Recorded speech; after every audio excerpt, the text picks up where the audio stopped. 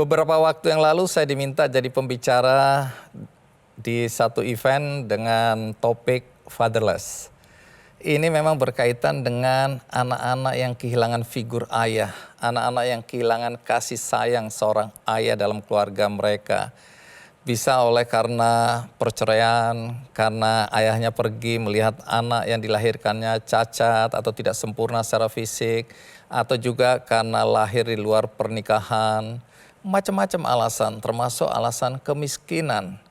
Nah, di sini kita akan coba tanyakan kepada anak-anak yang memang sejak masa kecilnya ditinggalkan oleh ayah mereka. Karena dampaknya bisa macam-macam. Bagi anak-anak yang kekurangan kasih sayang ayah terutama, ada yang kehilangan figur sehingga mereka terjebak dalam dunia hitam, terjerat narkoba, kriminal, seks bebas, dan macam-macam. Ada yang berhasil keluar dari jerat negatif seperti itu, tapi lebih banyak yang terperangkap di dalamnya dan menderita seumur hidup. Mereka adalah korban, karena ada dua orang dewasa berjanji karena cinta, atas dasar cinta bersatu setelah kelahiran anak, tidak ada kasih sayang dari salah satu pihak. Ini cerita yang akan saya sampaikan di topik kali ini. Tapi saya tidak sendirian karena ada co-host yang istimewa juga. Ada Erika Yamin, seorang psikolog dan hipnoterapis.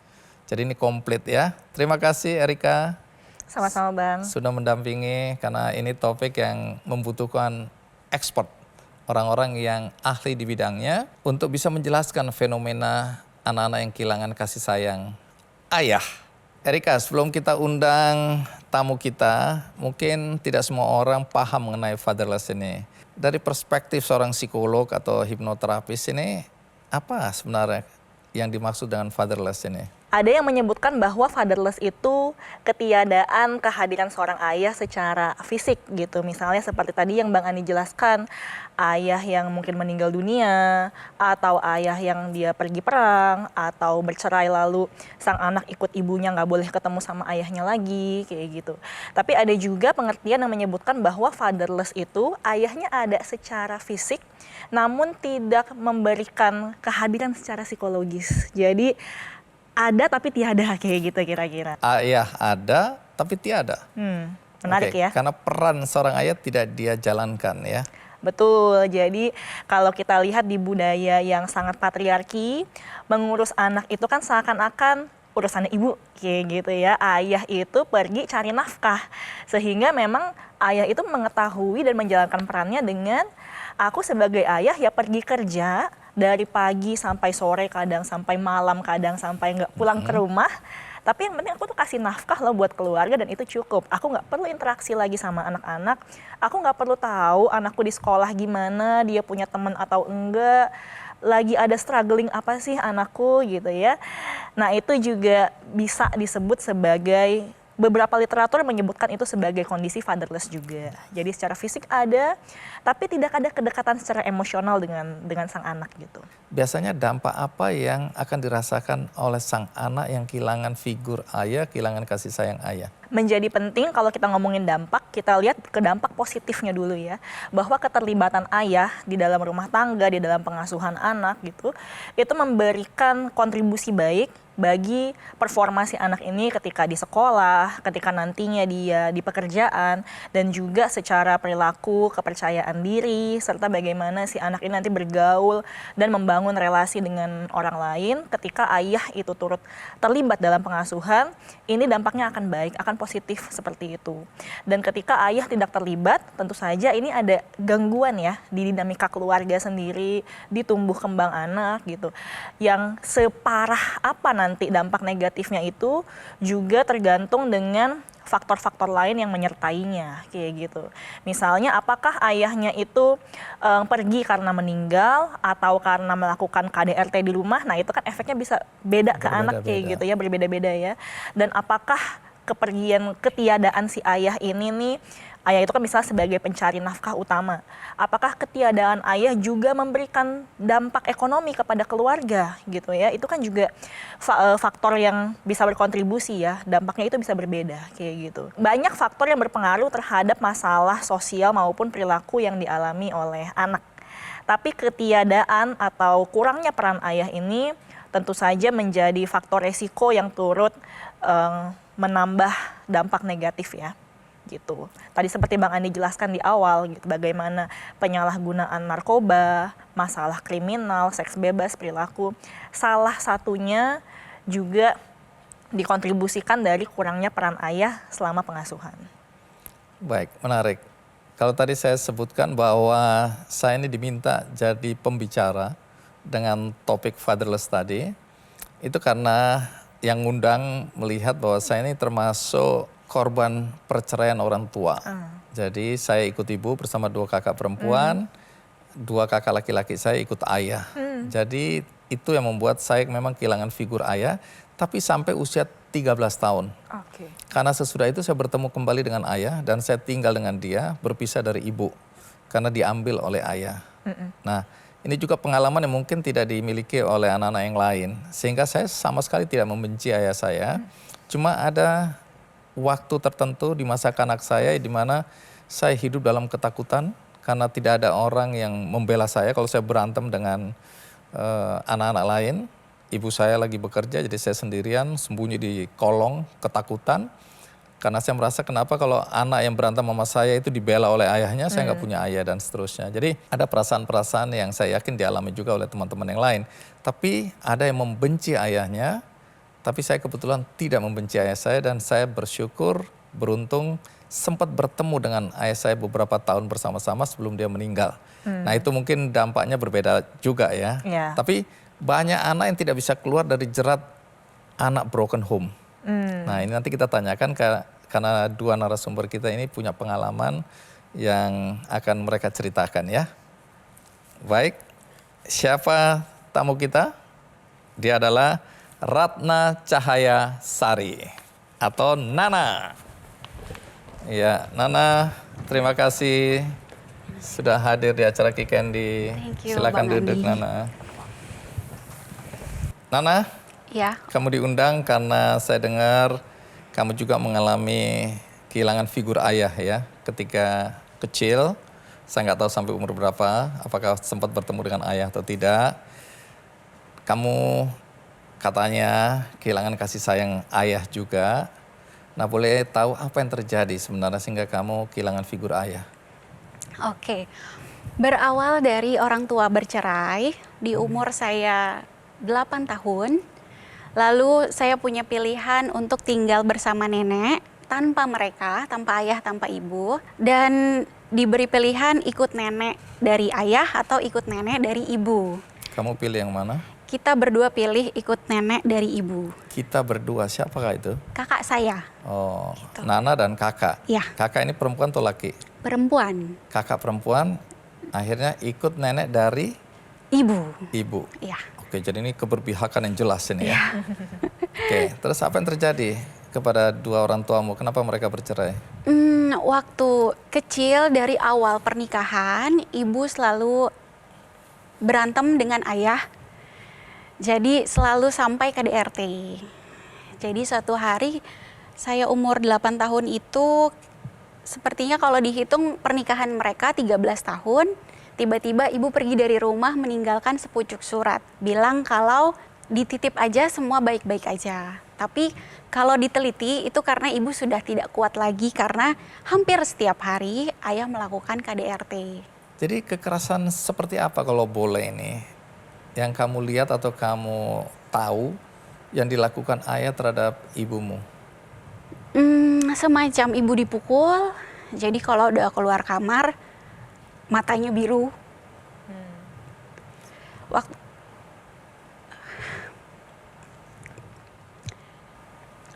dulu rumah kami itu unfinished, jadi ada bata dengan di pelur yang belum selesai.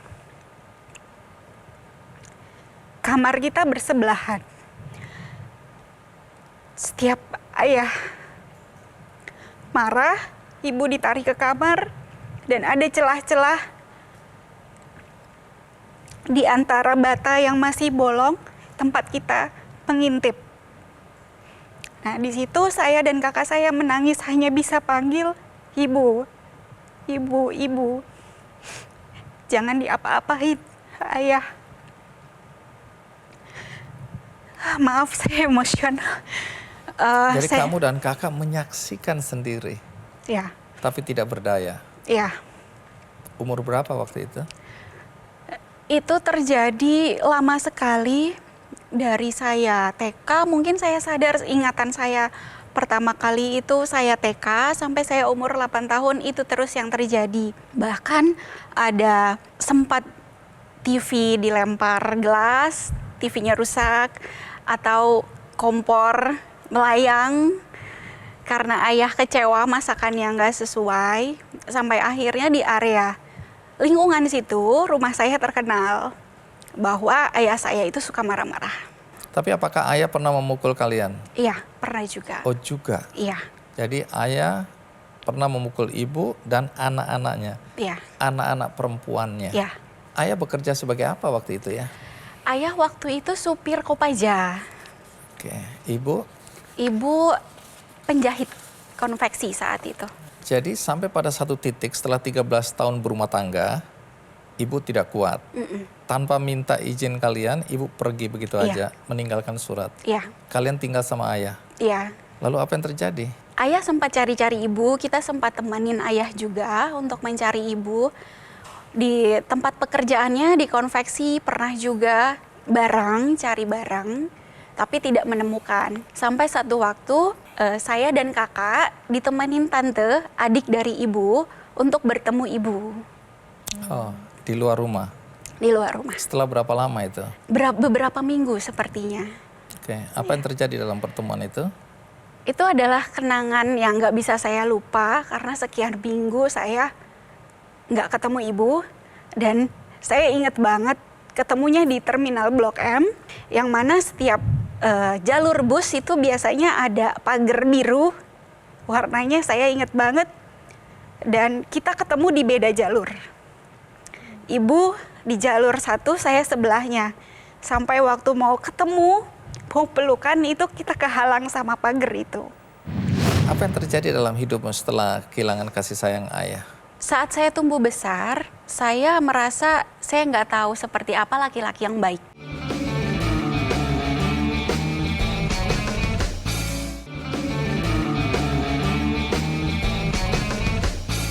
Nana, kita lanjutkan ya. Setelah ayah dan ibu bercerai atau berpisah, ayah menikah lagi atau tidak? Menikah lagi, Ibu, sama menikah lagi. jadi kamu sebenarnya kehilangan kasih sayang dua figur orang tua. Ya, Nah, Erika mungkin mau nanggepin, ada catatan dari perjalanan hidup Nana tadi. Meskipun sudah berpisah, apakah Mbak Nana nih masih ada kontak dengan orang tua, mungkin dengan ibu atau dengan ayah? enggak. Jadi saat saya di kampung bersama nenek, dua tahun kemudian ayah datang ke kampung untuk meminta izin menikah lagi. Itu pertama kali kita bertemu. Jadi nggak ada komunikasi sama sekali. Tapi kalau ibu rutin teleponan, setiap bulannya ada komunikasi. Sampai 2 tahun kemudian, mungkin 2 tahun lebih dikit, ibu datang bersama suami barunya, jemput saya ikut hidup bersama ibu. Jadi setelah itu Mbak Nana tinggal dengan ibu dan ayah sambung seperti Betul. itu. Jadi meskipun dua-duanya pergi, tapi ibu itu masih ada komunikasi ya, sehingga masih terasa kehadirannya ya Mbak ya. Sementara ayah benar-benar lost, sehingga itu yang rasanya memang benar-benar hilang dari Mbak Nana ya. Iya, betul. Apa yang terjadi dalam hidupmu setelah kehilangan kasih sayang ayah? Saat saya tumbuh besar, saya merasa saya nggak tahu seperti apa laki-laki yang baik. Karena saya tidak punya pria panutan dalam hidup saya. Begitu sering terjebak di hubungan yang salah. Baik itu toksik ataupun hubungan yang hanya dimanfaatkan. Apa betul kamu sempat terjerumus dalam kehidupan malam? Betul. Apa yang terjadi persisnya? Jadi saat saya umur kelas 5 SD dijemput ibu sampai kelas 1, mau masuk kelas 1 SMA bersama ibu. Tapi satu alasan ibu harus meninggalkan saya karena mereka berdua bangkrut di Jakarta sendirian. Nah saat itulah saya kos dan memiliki lingkungan yang tidak baik di area kos tersebut. Sehingga kelas 2 SMA sudah mulai diajak untuk pergi clubbing, untuk ya melihat pergaulan yang salah itu. Itu kan sudah cukup dewasa ya. Ada kemarahan nggak di situ? Baik kepada ibu atau kepada ayah terutama? Ada kemarahan terutama untuk ayah sih. Apa yang kamu rasakan persisnya? Setiap itu sudah saya beranjak dewasa, setiap punya hubungan yang serius, karena latar belakang itu saya akhirnya ditolak oleh keluarga pasangan saya. Oh. Jadi kalau hubungan ini semakin serius dan mereka tahu latar belakangmu, orang tua dari pria ini menolakmu. Ya, Di situ kamu semakin marah ya. ya, karena nggak tahu orang tuanya di mana, ayahnya di mana, yang mana para calon mertua ini sangat mengutamakan bebet bibit bobot, dan saya minus sekali di area situ. Jadi itu dampak yang kamu rasakan. Hal ini yang bikin Mbak Nana merasa marah dengan ayah karena merasa ketika sudah ketemu orang yang cocok dan mau melanjutkan, karena ayah nih dulu kayak gitu, jadi bikin Mbak Nana nggak memuluskan jalannya gitu ya. Iya, betul. Oke. Ini anak korban perceraian. Jadi kamu marah hari itu pada ayah. Iya. Marah sampai pada batas benci atau marah saja? Marah sih. Benci saat keadaan saya terpuruk sih. Keadaan terpuruk itu apa yang kamu maksud? Jadi benar-benar tidak ada yang urus, saya tinggal sendiri, sempat sekolah nggak dibayar-bayar beberapa bulan, yang akhirnya saya benar-benar ngerasa kok saya sebatang kara ya. Padahal punya orang tua. Ya, Berapa lama perasaan seperti itu kamu alami? tepatnya sampai 2010 itu saya selesai dengan salah satu hubungan saya dengan pacar saat itu, dan di sini titik balik saya sampai 2012 saya coba untuk memperbaiki kualitas diri karena tahu saya nggak punya latar belakang yang bagus, tapi setidaknya saya punya masa depan yang bisa saya raih. Jadi kesadaran itu datang ketika kamu putus dari pacarmu? Datang begitu saja? Iya, dan ditemani salah satu tante yang sudah saya anggap orang tua. Jadi tante ini yang lumayan sangat berjasa buat hidup saya. Apa yang dia lakukan? Dia cuma pesan, cari tempat ibadah yang memang sesuai dengan hatimu. Cobain semua tempat ibadah yang benar-benar sesuai dengan hatimu. Karena hanya disitulah kamu bisa tertolong, dibantu oleh Tuhan. Kamu lakukan? Ya. Kehidupan malam, hidup yang kacau tadi, ya. Apakah sampai kemudian narkoba, seks bebas, dan lain-lain? Sampai narkoba. Tapi saya nggak candu. Nah, ini menarik, Erika. Ada anak-anak yang tidak bisa keluar dari jerat narkoba, seks bebas, kriminal, kemarahan, kebencian. Tapi Nana kan bisa nih. Dan memang ada pertolongan tante ya. Walaupun ini kalau nggak ada dalam diri sendiri juga keinginan ya nggak terjadi. Artinya ada dua pihak ini. Nana sendiri ada kesadaran, kemudian ada tantenya yang menolong. Nah, kan banyak juga anak-anak yang tidak bisa keluar. Nah, apa faktor yang menurut Erika yang bisa menjadi pertahanan bagi anak-anak agar tidak terlalu jauh tenggelam dalam hal-hal yang negatif? Dalam case-nya Mbak Nana, memang rasanya yang paling berat itu adalah ketika kita berada sedang terpuruk dan benar-benar sendirian itu ya Mbak ya. Kayaknya harus berjalan di jalan yang gelap sendirian tuh, itu sangat menyeramkan gitu ya. Dan bagi anak-anak memang peran komunitas, peran support system itu akan menjadi buffer yang bisa sangat membantu Bang melewati masa-masa sulit ini ya.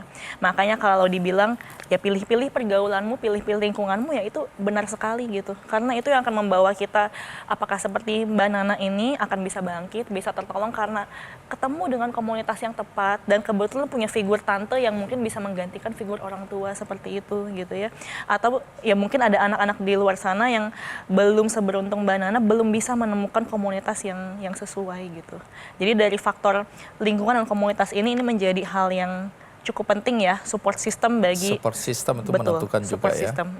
Apalagi anak-anak yang sedang di usia-usia gamang gini ya.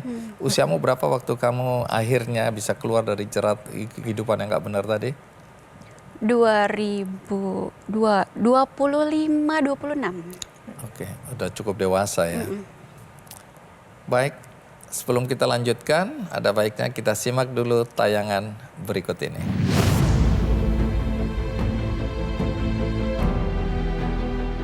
Ayah adalah cinta pertama dari anak perempuannya. Akan tetapi kalimat itu tidak sesuai dengan kehidupan Ratna Cahayasari atau yang biasa disapa Nana.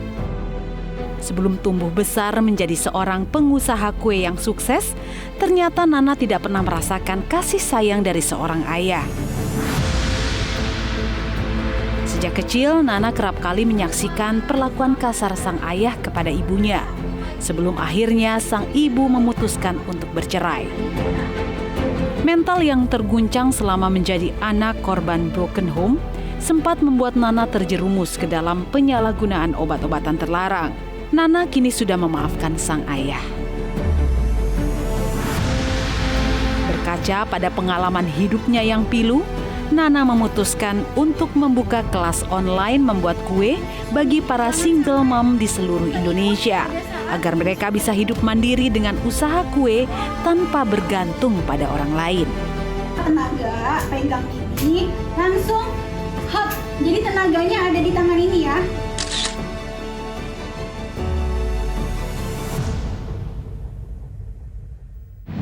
Tapi omong-omong, Nana sudah menikah sekarang? Sudah. Oke, nanti kita akan tanya. Tapi sebelum itu saya ingin tahu tentang memaafkan. Apakah Nana sudah pernah bertemu kembali dengan ayah? Iya, sudah. Sudah memaafkan? Sudah. Nana memaafkan? Memaafkan. Verbal diucapkan Iya. atau dalam hati? Verbal diucapkan. Dalam momen seperti apa itu diucapkan? Jadi waktu ayah saya lebaran, kita selalu datang ke tempat ayah. Jadi saat itu Bagaimana dengan kakakmu? kakak masih berat untuk berkomunikasi dengan ayah karena kekecewaan yang kakak terima itu enggak hanya sampai saat ayah bercerai, sekalipun ayah membangun hubungan yang baik dengan kakak dan kakak sangat sayang sama ayah sampai beliau menikah, tapi ada tambahan-tambahan yang menjadi traumatik untuk kakak. Sampai akhirnya kakak masih belum bisa berkomunikasi baik dengan ayah.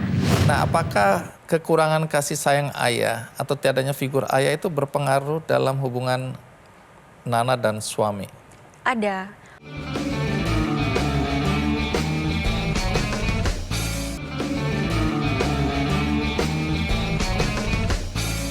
Jadi waktu akhirnya memutuskan menikah, dari pihak suami dan juga suami sudah tahu latar belakang Nana ya? Sudah. Nah, apakah kekurangan kasih sayang ayah atau tiadanya figur ayah itu berpengaruh dalam hubungan Nana dan suami? Ada. 2 tahun pertama itu struggle-nya luar biasa buatku. Dulu saya sangat-sangat tanamkan di kepala bahwa saya nggak mau seperti orang tua saya yang suka ribut. Saya nggak mau seperti cara ibu saya ribut dan cara ayah saya ribut.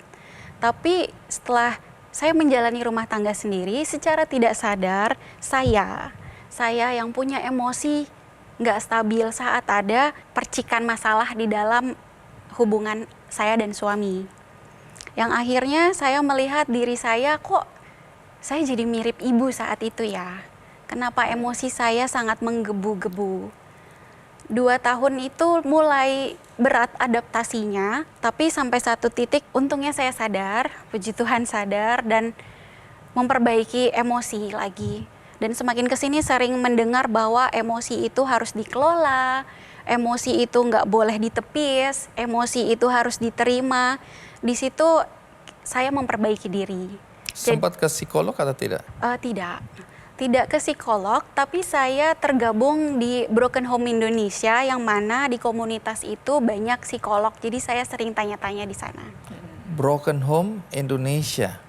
Oh, ini kumpulan anak-anak broken home Iya, yang ingin menyelesaikan masalah yang mereka hadapi masing-masing. iya, Ini ada komunitasnya. iya.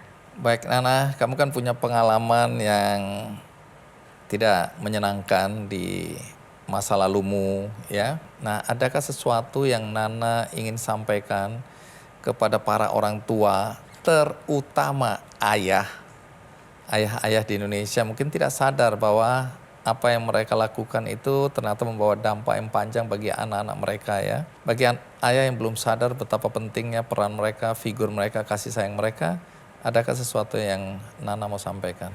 Untuk para ayah, para orang tua, hadirlah sepenuhnya untuk anak. Karena kehadiran selama terlebih saat kita kecil itu sangat-sangat membekas untuk kehidupan kita ke depannya. Saat ada ayah yang hadir di samping kita, saat kita bayi, balita, remaja sampai dewasa, rasa secure-nya itu tinggi sekali. Sehingga kita menjadi anak yang percaya diri. Dan terutama untuk anak wanita, sangat-sangat butuh panutan seperti apa laki-laki yang baik. Untuk anak-anak wanita bisa memilih laki-laki mana yang baik untuk mendampinginya seumur hidupnya. Jadi para ayah hadirlah untuk para anaknya. Baik, lalu untuk anak, kan banyak anak yang kehilangan kasih sayang, yang kehilangan figur ayah, yang kemudian sampai hari ini mungkin masih marah, masih membenci ayahnya, atau masih terjerat pada hal-hal yang negatif. Adakah sesuatu yang kamu mau sampaikan? Oke. Untuk teman-teman atau adik-adik atau kakak semua yang merasakan hal yang sama, merasa korban dari apa yang diputuskan oleh orang tua, memang berat untuk maafkan, tapi mungkin yang pertama dilalui adalah untuk menerima bahwa kita ada di keluarga yang tidak ideal karena nggak bisa memilih dilahirkan di keluarga seperti apa, dan mulai memaafkan. Karena memaafkan bukan karena kok enak ya mereka dimaafin padahal mereka yang ambil keputusan, tapi memaafkan itu untuk kelegaan hati kita sendiri, untuk bisa bersih hatinya dan bebannya jadi lebih ringan sehingga kita bisa fokus untuk menata masa depan. Baik, terima kasih Nana. Thank you Bang Udah Andi. cocok jadi psikolog ya. Baik, Erika, setelah ini kita akan kedatangan tamu juga, laki-laki yang juga punya pengalaman kehilangan kasih sayang ayah. Dan yang menarik ini nanti kita bisa tanyakan, karena katanya akibat dari kehilangan kasih sayang atau figur ayah, tamu kita ini jadi lebih feminin. Saya merefleksikan diri saya, dari dulu banyak orang yang bilang Andi Noya ini agak feminin. Karena gampang nangis, gampang iba, gampang jatuh hati. Pokoknya gampang seperti perasaan perempuan begitu. Ya, mungkin karena saya hidup dengan dua kakak perempuan dan ibu yang sangat berpengaruh dalam perkembangan hidup saya dari kecil dulu yang membentuk karakter saya. Tapi apakah itu betul dari sisi ilmu psikologi ya? Terus waktu saya jadi pembicara, ada seorang perempuan yang angkat tangan juga.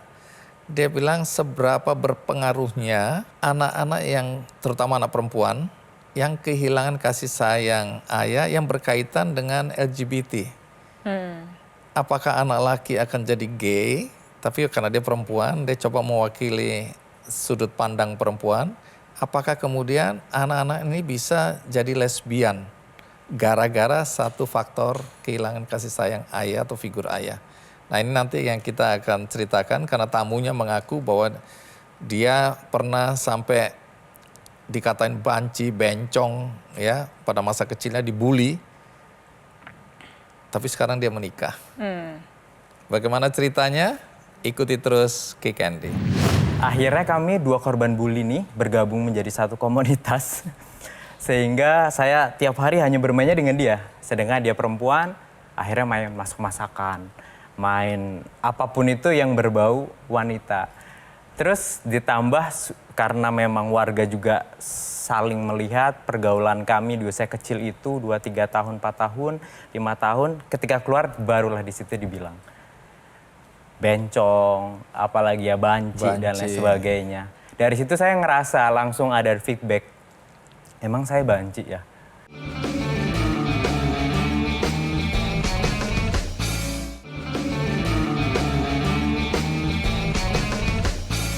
Tamu berikutnya seorang pria yang juga kehilangan kasih sayang atau figur ayah, dan kemudian ada dampak-dampak yang ditimbulkan ketika dia tumbuh dan menjadi dewasa.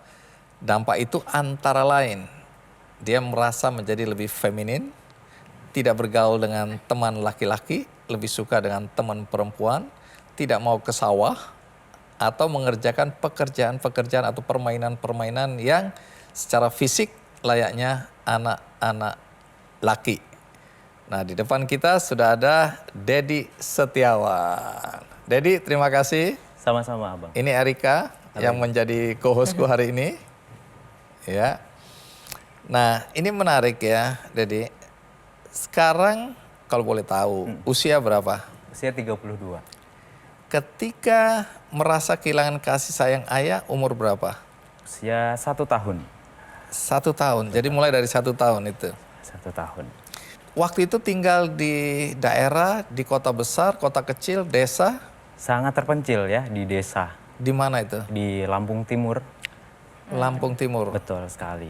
Nah, ini yang jadi pertanyaan dulu sebelum ke Dedi ya. Erika, apakah ada riset yang menyebutkan atau menunjukkan anak-anak di kota berbanding dengan anak-anak di desa, ini kotanya kota metropolitan, kota besar, anak-anak di desa atau kota-kota kecil di daerah, mana yang lebih banyak yang mengalami kehilangan figur ayah? Di kota-kota besar atau di desa-desa atau sama aja? Ada nggak sebenarnya literatur atau apapun itu? Sebenarnya keduanya sama-sama punya risiko ya Bang ya. Kalau di kota besar kan disebutkan bahwa orang tuanya karena biaya hidup yang tinggi jadi dua-duanya bekerja. Ayah bekerja, ibu juga bekerja. Tapi untuk di daerah seperti itu suka kita lihat juga bahwa kedua orang tuanya justru merantau, pergi ke kota besar untuk mencari penghasilan yang lebih bagus seperti itu. Jadi kalau dikatakan kan kalau di daerah kebanyakan adalah mereka-mereka yang lanjut usia, kakek neneknya mengasuh cucu katanya gitu kan ya. Jadi memang mau baik di kota besar maupun di daerah sama-sama punya resiko terkait dengan hal ini ya. Ibu dengar-dengar TKW. Betul. Di mana? Di Tanjung Pinang dan Malaysia. Baik. Boleh tahu kenapa kamu kehilangan figur ayah dan kasih sayang ayah? Dulu saya melihat takdir saya ditinggalkan ibu saya kerja dan ayah saya kerja sangat tidak terima karena seperti sebatang kara menghidupi diri sendiri dengan keterbatasan segalanya apalagi di desa dengan kondisi ekonomi yang sangat minus. Dari awal situ mulailah semua terbentuk ditambah kondisi fisik saya yang tidak sekuat teman-teman yang ada di desa yang biasanya membantu ayahnya ke sawah. Saya memiliki diagnosis eksim ketika kena panas, kena rumput, dan suhu yang tidak sesuai dengan kondisi tertentu. Akhirnya membuat saya terisolasi di rumah sendirian dan ketika keluar rumah justru kena bully. Awalnya dibilang anak rumahan, awal bulian anak rumahan, cupu. Tapi setelah saya menemukan satu teman, oke lah saya nggak mungkin di dalam rumah. Akhirnya saya berteman dengan tetangga pas sebelah kanan rumah saya. Dan itu juga korban bully karena satu tubuhnya panu dan penyakit kulit. Akhirnya kami 2 korban bully nih bergabung menjadi satu komunitas. Sehingga saya tiap hari hanya bermainnya dengan dia. Sedangkan dia perempuan, akhirnya main masak-masakan. Main apapun itu yang berbau wanita. Terus ditambah karena memang warga juga saling melihat pergaulan kami di usia kecil itu 2-3 tahun, 4 tahun, 5 tahun. Ketika keluar barulah di situ dibilang bencong, apalagi ya banci dan lain sebagainya. Dari situ saya ngerasa langsung ada feedback, emang saya banci ya. Terus saya melihat, karena memang mama saya tidak ada, ibu saya memang kerja, sehingga tidak ada komunikasi, handphone pun tidak ada. Itu hanya surat saat itu. Ayah saya nggak mungkin diajak komunikasi, karena beliau dari pagi sampai malam cari uang. Ayah saya pulang, saya tidur. Dan tidak pernah ada komunikasi sama sekali. Kalau ada komunikasi mungkin pagi-pagi ya. Karena kan orang tua saya ini, ibu saya, sampai 2011 menjadi babysitter. Itu cukup lama sampai saya kuliah ya 2011. Artinya keluar dari kampung, keluar dari desa. kampung, keluar dari desa. Tapi ada satu momen pulang, tepatnya SMP kelas 3. Saya bertanya sama mama saya, karena saya tidak pernah cerita nih, beban mental saya dibully saat itu. Saya tanya ke mama saya, "Mah, malu nggak sih punya anak laki-laki kayak saya? Nggak bisa ngapa-ngapain, nggak ada yang bisa dibanggain, ke sawah nggak bisa." Waktu itu bahasa kami tuh derep. Apa ya, memungut sisa-sisa orang panen. Dan saya nggak bisa melakukan itu, sedangkan ekonomi kami terpuruk sekali. Saya merasa jadi beban keluarga. Saya menjadi aibnya keluarga, sehingga beberapa kali, 2 kali, di SMP sekali, di SMA sekali untuk melakukan percobaan bunuh diri. Mau bunuh diri? Iya betul, karena proses yang sangat pahit itu tidak hanya secara tekanan batin lingkungan yang tidak mendukung saya, bahkan karena saya merasa bahwa fisik saya tidak mampu, tapi Tuhan ngasih saya satu kelebihan nih. Saya masih punya otak, saya masih punya kemampuan pikiran nih yang belum saya optimalkan.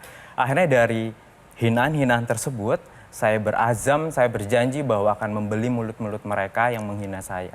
Akhirnya, alhamdulillah Allah juga bantu, dari situlah saya bangkit, yang mungkin nggak TK, tapi mampu juara 3 besar, dapat beasiswa, SMP juga dengan kemampuan matematika saya tidak mampu, tapi saya juara dan beasiswa, SMA, S1 dan S2 beasiswa. Stop sampai di situ ya. Ini ada cerita yang menarik ya, karena mengalami masa-masa sulit, tapi bisa berprestasi. Karena nggak semua orang bisa seperti itu. Tapi sebelum kita lanjutkan Erika ya, karena berkaitan dengan LGBT tadi ya, atau apakah faktor feminin itu akibat kehilangan figur ayah atau ada faktor-faktor lain yang membuat seseorang bisa mengalami penyimpangan seksual. Tapi sebelum itu kita simak dulu tayangan berikut ini.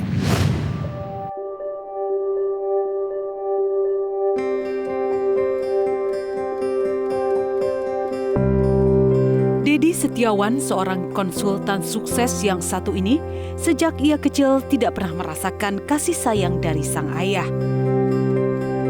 Himpitan ekonomi yang sulit membuat sang ayah harus meninggalkan Dedi. Sejak usia 1 tahun, Dedi diasuh oleh tetangganya. Kala itu, sang ibu juga harus berada jauh dari dirinya, lantaran bekerja sebagai TKW di luar negeri untuk mencari nafkah. Tidak ada figur ayah dalam hidup Dedi membuat dirinya memiliki jiwa feminin. Di sekolah, Dedi kecil kerap dibuli karena bergaul hanya dengan teman-teman wanitanya saja. Bahkan perundungan yang dialaminya nyaris membuat Dedi ingin bunuh diri. Di tengah keterpurukan hidupnya, Dedi merupakan anak yang berprestasi di sekolah. Mendapatkan beasiswa diperoleh Dedi sejak SD hingga jenjang S2. Di masa kesuksesan yang telah ia raih, Dedi dengan tulus telah memaafkan sang ayah yang kini telah bertaubat.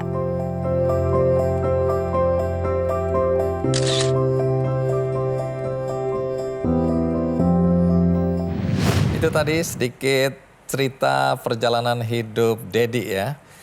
Dedi sekarang menikah? Sudah alhamdulillah anak 2.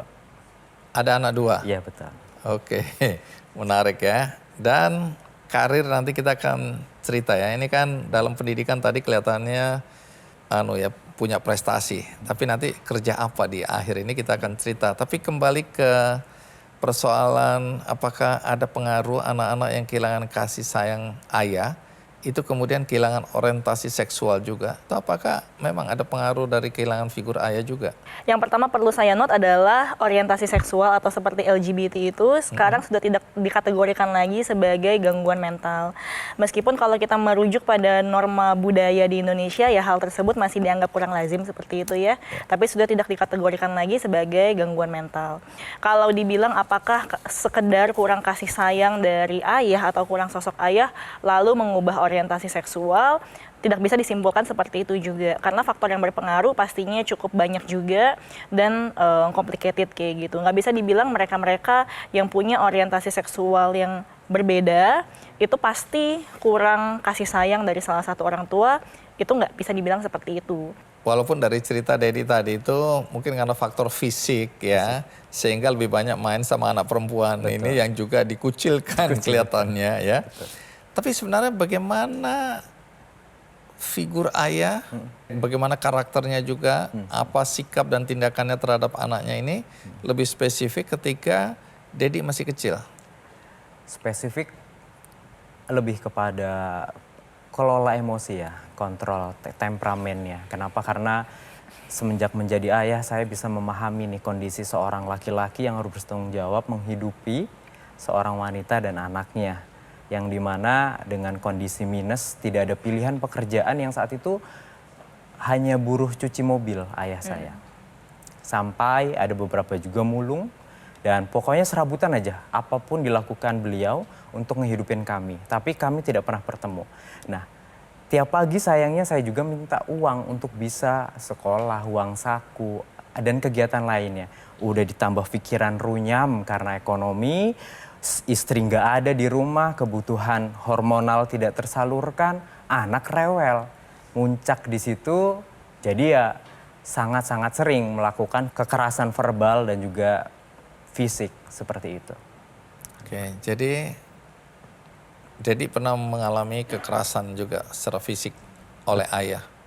Betul Bang Andi, jadi kekerasan fisik saat itu saya merasa baik-baik saja pagi-pagi itu karena memang beliau bangun dengan kondisi yang sangat ngantuk. Saya langsung meminta uang, terus tiba-tiba saya mendapatkan kekerasan verbal.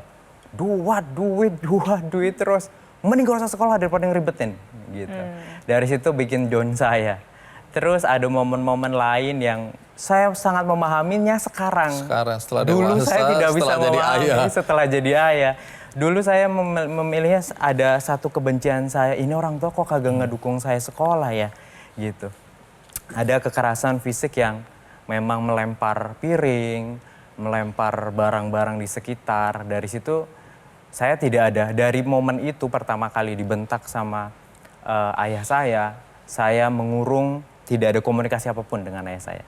Jadi sampai besar, bahkan sampai terbawa, mungkin sekarang saya lebih nyamannya ngobrol sama mama saya atau ibu saya.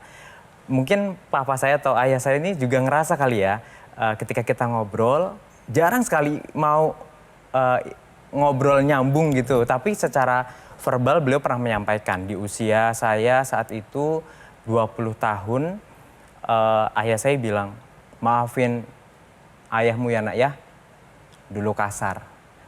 Nanti kamu akan tahu tanpa perlu ayah jelaskan. Ayah bilang begitu. Dan sekarang tahu. Dan sekarang tahu. Koran disobek, makanan ditepuk dan lain sebagainya. Tapi ada satu orang yang berani bertanya kepada si ibunya tersebut. Mohon maaf ibu, kok tidak ditenangkan, anaknya sudah mengganggu nih.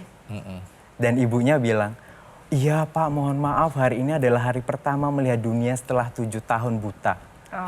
Kebencian itu jadi sebuah ya Tuhan, jadi rasa kasihan. Itu saya terapkan ke ayah saya.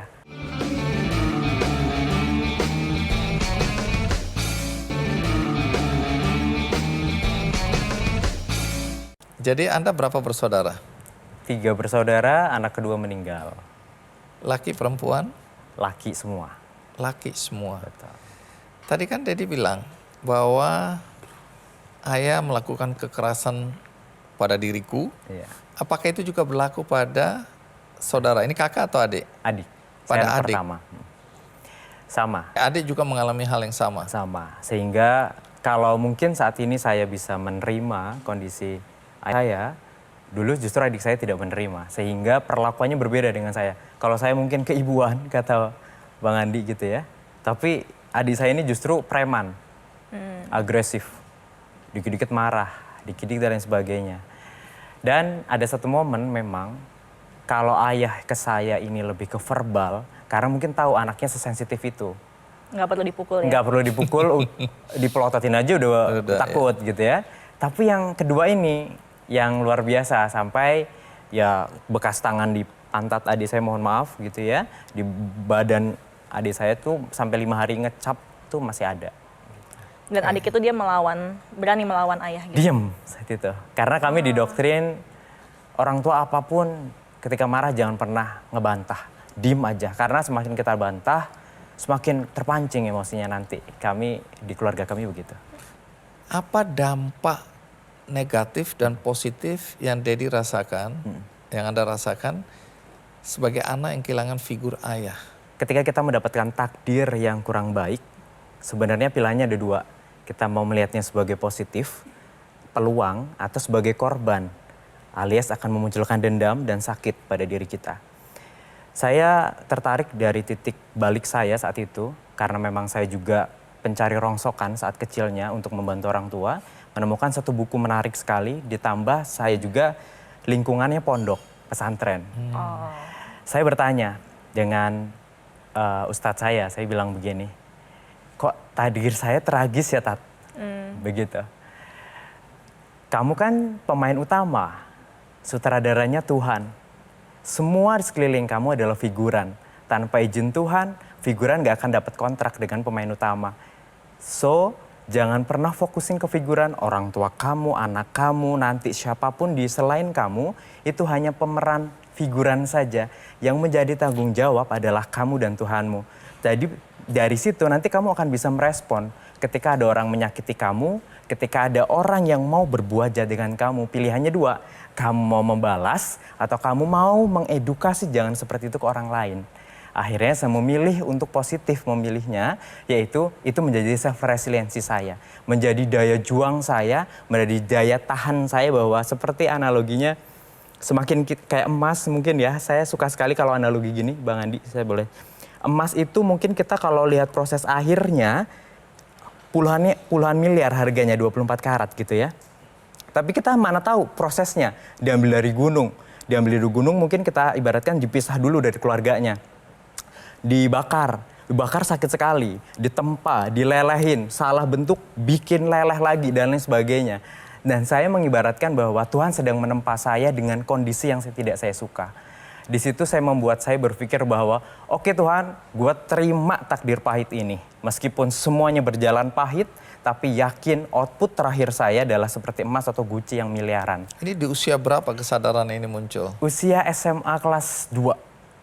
Dari peran ustadz yang Dari peran memfasilitasi. ustadz. Ini ustadz di desa. Di desa. Hebat sekali ustadz ini. Saya boleh sapa beliau ya? Iya. Abah Bajuri, terima kasih sudah memberikan informasi untuk bisa bangkit dari keterpurukan masa lalu. Semoga Abah Allah Bajuri. memberkahi. Amin. Abah Bajuri ya. Iya, Abah Bajuri. Hebat ya. Oke. Tadi ada buku yang ditemukan. Buku apa Betul. itu? Karena saat itu hanya ngerongsok, nggak ada kebetulan ya di dunia ini ya, Iya. Bang Andi. Saya ditemukan buku Stephen Covey, edisi pertama, Seven Siapa- Habits. Siapa yang Seven buang di Habits. sampah itu? Saya tidak tahu itu dari Judulnya? gereja mana gitu. Saya lupa dari gereja mana, ada namanya HKBP dan sebagainya. Judulnya? Seven Habits. Oh, Seven Habits Yes, ya. betul. Oke. Di situ ada satu bab yang nyentil sekali. Apa itu? Paradigm shift, di mana kita dalam menyikapi satu masalah, ada satu cerita yang di kereta satu gerbong. Di situ ada anak kecil yang sangat atraktif sekali, lompat sana lompat sini, mengganggu semua yang ada di Penumpang gerbong. yang lain. Betul.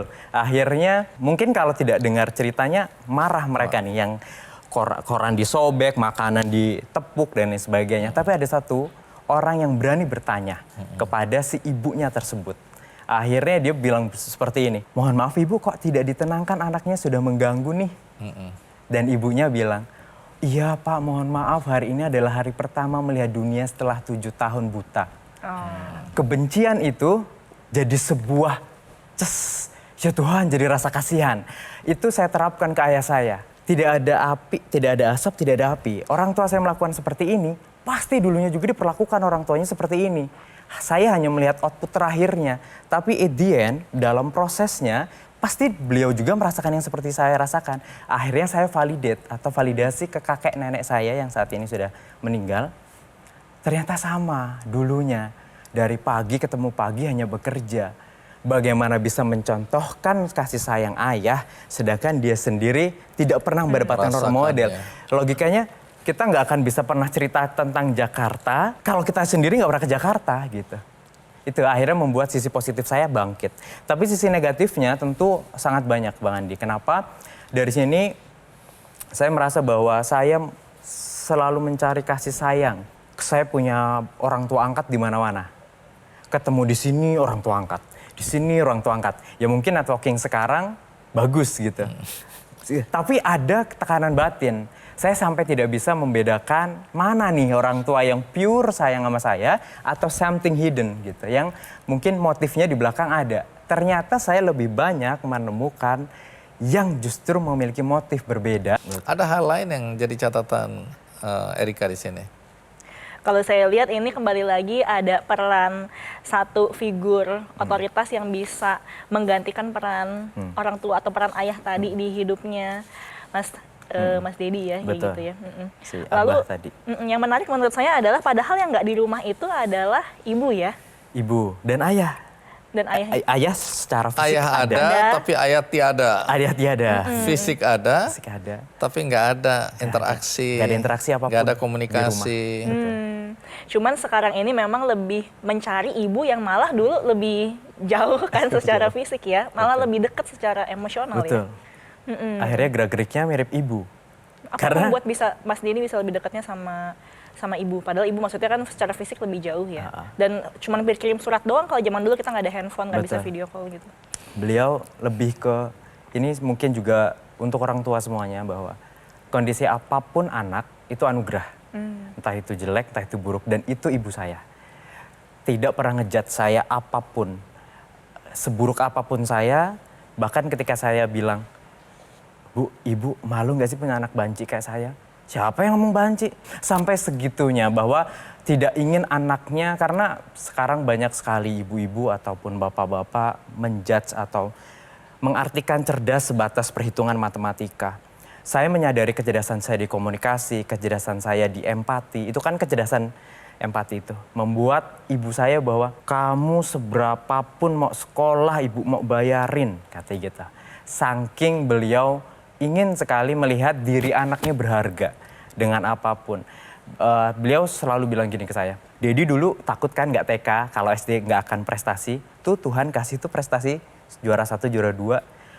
Terus ditambah lagi pas beasiswa itu. Sama, ibu selalu bilang gini, sepahit-pahitnya kamu hari ini, Tuhan pasti akan ngasih sesuatu yang baik, tapi tinggal nunggu sabarnya kamu sampai kapan.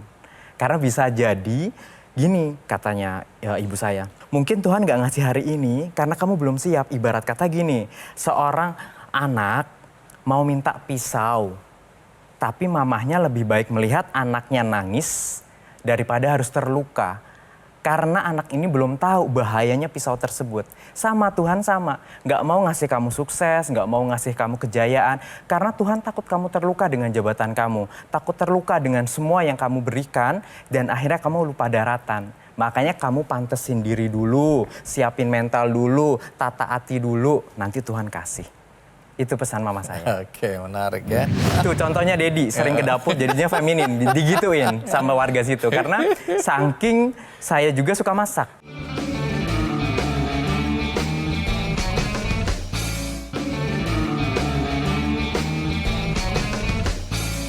Baik, Dedi, gimana situasi di kampung halamanmu ini? Apakah semua ayah sama seperti ayahmu? Saya bisa pastikan sama. Sama. Sama. Ceritanya hanya berbeda ya. Jadi keluar dari satu kampung kami yang berpendidikan tinggi itu hanya SMA. Itu pun keluar dari desa tersebut. Lebih memilih membangun usaha di luar. Akhirnya membuat stereotip ya atau keyakinan masyarakat situ bahwa Ya bahkan saya pun menginjak dapur aja tidak boleh. Seorang laki-laki. Katanya cupar kalau bahasa kami, pamali. Nanti kamu jadi feminin gedenya. Makanya ketika itu saya bahkan jadi kayak variabel hipotesis benar-benar penelitiannya di sana gitu loh. Tuh contohnya Dedi sering ke dapur jadinya feminin, digituin sama warga situ. Karena saking saya juga suka masak. Saking saya juga sekali ya Mas ya patriarkinya itu. patriarki ya jelas sekali di sana, apalagi kami Sumatera ya. Terus di situ ngerasa bahwa oke, berarti di sini ada gap ya pekerjaan laki-laki dan juga wanita. Tapi anehnya yang menjadi saya bertanya dengan ibu saya, kok enak banget laki-laki begitu, kok istrinya juga suruh kerja, bukannya suami aja yang kerja. Hati saya memberontak dengan fakta itu. Akhirnya, loh nggak adil dong kalau seandainya kamu tidak membantu istri, tapi istri kamu suruh ngebantu kamu. Itu namanya zolim dalam bahasa kami gitu. Terus akhirnya di situ ada diskusi dari antara keluarga kami nih, antara ayah saya, ibu saya. Kamu harus bisa masak suatu hari nanti. Mungkin saat itu ayah saya udah kayak nyerah dengan takdir ya. Kayak mau menunjukkan ciri-ciri self harm gitu. Mau melakukan tindakan yang berbahaya dengan diri dia karena melihat takdirnya cukup pahit gitu. Dedi harus bisa masak. Dedi harus bisa ini. Nanti ketika kamu nggak ada ini, kamu bisa melakukan ini. Minimal punya keahlian yang buat bertahan hidup. Akhirnya di situ keluarga kami jadi bisa segalanya, mau kerjaan wanita, mau kerjaan lelaki. Akhirnya berdampak ke rumah tangga saya. Ketika istri, apalagi istri saya introvert sekali, kalau tidak diajak bicara, dia nggak akan bicara. Ketika dia sudah mulai gini sedikit, saya nggak akan menawarkan, tapi langsung saya ambil alih. Sini, papa aja yang masak. Karena sudah punya keahlian. Punya keahlian tadi, keuntungan positifnya. Nyuci sama. Dan punya kesediaan itu yang penting ya. Kesediaan, benar. Tidak merasa eksklusif bahwa bahkan jujur keuangan saya yang hanya ada di dompet. Itu maksimal 500.000 setiap hari. Saya kayak anak SD disanguin. Nih 500.000 ya Pak. Jadi semua yang ngelola istri. Saya sangat sepercaya itu dengan istri saya. Dan juga bahkan sampai efek positif ke rumah tangga saya sekarang adalah positifnya ya ketika fatherless yang mampu melihat sisi positif. Saya itu kayak merasa dengan istri punya satu koneksi khusus ketika nanti ada masalah. Wajib ngomong di pillow talk atau sebelum tidur wajib diungkapin hari itu, nggak boleh sampai besok. Akhirnya setiap kami mau mendekati tidur malam jam 9, kami sudah WA-an, udah sampai mana, udah berat nih, udah yang banyak yang mau diceritain gitu ya. Bahkan ketika ada masalah di kantor, masalah di pekerjaan dia dan lain sebagainya, dia tumpahkan di atas kasur itu sambil bercerita. Itu. Jadi dua-dua bekerja? Konten kreator istri saya satunya. Oke, jadi kan bisa saja terjadi anak-anak sekarang yang kehilangan figur ayahnya atau mungkin ibunya. Apa yang terjadi dalam rumah tanggamu? Dalam hal ini ada satu hal yang mungkin saya sedikit sering berantem dengan istri ya, efek negatifnya. Ya tadi belum bisa menghilangkan rasa nggak enakan tadi. Ketika ada orang ketok rumah karena memang tadi saya ngambil psikologi untuk berobat jalan. Biar saya sembuh. Jadi itu tujuan ambil psikologi berobat jalan gitu sambil ya. berobat jalan. Iya, nerapin diri sendiri, hipnoterapi dan lain sebagainya. Dengan Tuhan bantu saya dengan kapasitas itu dan gratis saya buka bantuan itu, orang banyak datang. Istri saya suka uring-uringan karena pillow talk-nya selalu kelewat. Dia mulu. Kamu dengerin orang, nggak mau dengerin. Kamu dengerin orang, tapi istri tidak diprioritasin itu. Yang sulit sekali menghilangkan rasa nggak enakan tadi. Oke. Berantemnya hanya satu case itu. Ayo Topah, kamu tuh prioritasin saya dan lain sebagainya. Tapi alhamdulillah nih sudah 3 bulan ini saya nerapin olahraga. Ternyata setelah saya konsul karena saya nggak mampu menghipnotis diri sendiri dengan rasa tidak enakan tadi, saya konsul ke ahli. Ke psikiater, Mas Dedi itu kurang serotonin, katanya gitu. Apa itu? Supaya penonton tahu. Hormon yang dimana bikin hati kita tuh ya lega, stabil, kita bisa nggak cemas kalau ngelihat orang sedih, bukan ngerasa tanggung jawab kita. Akhirnya kita bisa tega ngomong enggak minimal. Iya. Kalau kita akhirnya diminta program 3 bulan ini saya nge-gym dalam 1 minggu harus 5 hari. 2 harinya itu harus istirahat dan itu sangat membantu. Banyakin protein, habis itu self-talk, butterfly flight, dan juga beberapa metode lain. Itu sekarang udah bisa ngomong nggak? Oh mohon maaf saya nggak bisa nih. Banyak bukunya sebenarnya, How to Say No. How to say no. Sama, saya harus belajar itu juga. Susah bilang tidak ya. Bersikap bodo amat ya, Bang. Apalagi ketika kita tahu memang dia membutuhkan. Tapi tidak semua urusan orang harus jadi urusan kita yang membuat beban dalam hidup kita. Jadi ada waktunya kita say no ya no gitu loh. Baik, sebelum Erika kasih catatan akhir, mungkin perlu juga ada pesan ya. Karena Anda kan mengalami, Anda merasakan kepada orang tua, kepada terutama ayah. Ada pesan yang Anda ingin sampaikan agar apa yang Anda rasakan tidak dirasakan oleh anak-anak Indonesia lainnya. Saya berpesan untuk para bapak dan calon bapak, ketika takut dengan Tuhan kan ada 2 ya Pak. Hubungan kita dengan Tuhan, hubungan kita dengan manusia. Hutang 1000 aja kita tagih di akhirat, apalagi menyakiti hati orang. Ketika dia sudah takut dengan Tuhan, maka penting sekali untuk setiap bapak belajar agama, setiap bapak belajar betapa takutnya dengan Tuhan. Karena tugas terberat seorang bapak bukan mencari nafkah, bukan menafkahi istri, bukan memberikan perhatian, tapi melindungi keluarganya dari neraka. Itu yang paling penting untuk bapak. Sekarang kepada anak-anak laki-laki yang terluka. Untuk teman-teman bro, apapun kondisi kamu, hidup itu pilihan. Kita sudah disuruh memilih nih ketika ada takdir. Semua takdir itu baik, tapi bagaimana kita menyikapinya mau positif atau negatif. Karena perlu yang digarisbawahi, mereka yang menyakitimu hanya alat Tuhan sebagai tolak ukur Tuhan melihat attitude-mu sesuai nggak dengan perintahnya. Ketika ada sesuai tidak sesuai, pilihlah yang sesuai. Sehingga apapun yang nanti akan kamu lakukan akan kembali lagi pada jalur yang tepat. Itu saja. Terima kasih. Sama-sama Bang Andi. Sebagai penutup, Erika, ada sesuatu yang menjadi catatan dari pembicaraan kita dari awal tadi ya, dengan Nana, kemudian dengan Dedi. Apa yang perlu digarisbawain dari perspektif Erika? Saya ada beberapa poin. Poin yang pertama adalah terkait dengan kita ngomongin ini keterlibatan ayah, karena kita sudah melihat dari cerita 2 narasumber ini betapa pentingnya sebenarnya ketika seorang ayah bisa terlibat secara positif, secara hangat dalam keluarga gitu ya. Jadi pesan saya bukan cuma kepada ayah atau calon ayah juga, tapi kepada seluruh masyarakat, kepada ibu, kepada mertua seperti itu. Biarkan anak laki-laki, biarkan sang ayah ini dia juga turut terlibat di dalam pengasuhan dengan anak-anak. Kadang-kadang di beberapa klien saya, para ibu merasa sungkan nih ketika minta tolong sama suaminya untuk jagain anak. Gak apa-apa gitu. Ini kan anak mereka sendiri. Biarkan ayah-ayah itu juga kenal, biarkan anak-anak ini juga merasakan sentuhan kasih sayang dari ayahnya seperti itu. Dan buat teman-teman yang sedang berjuang di luar sana, tadi dari cerita 2 narasumber kita temukan bahwa ketika bisa ketemu komunitas yang cocok membangun, ketemu dengan sosok yang bisa membawa pengaruh positif, itu menjadi buffer yang bisa menolong kita untuk bangkit gitu ya. Temukanlah komunitas itu, temukanlah sosok itu. Jangan ragu jika memang butuh bantuan dari profesional, psikiater, psikolog. Gak usah pusing-pusing, yang penting cari bantuan dulu, kayak gitu. Sukses buat semuanya, semoga kita bisa bersama-sama ya bangkit. Amin. Amin. Amin. Terima kasih Erika, terima kasih Dedi ya sudah berbagi dengan penonton melalui acara ini.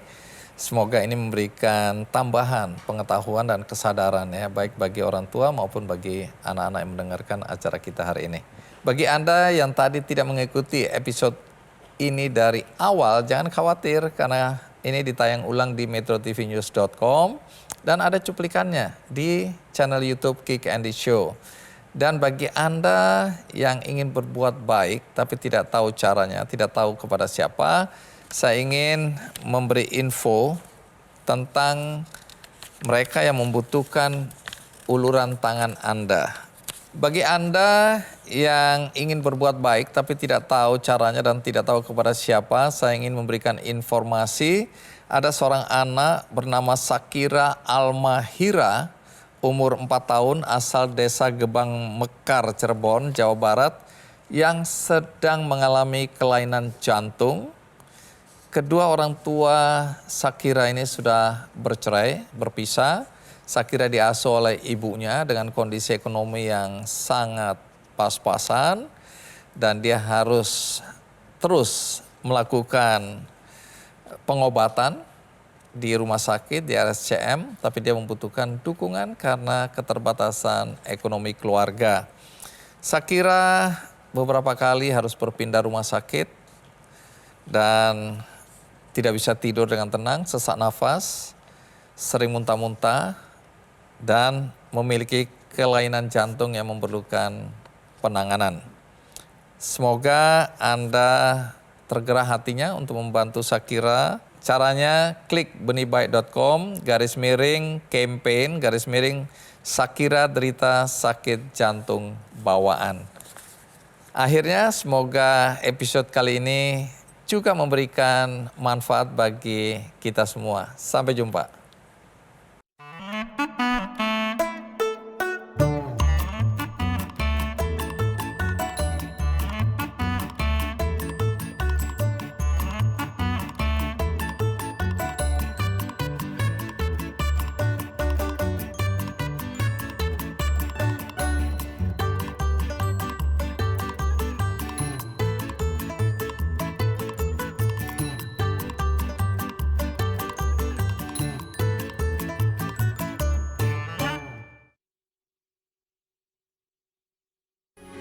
Metro TV.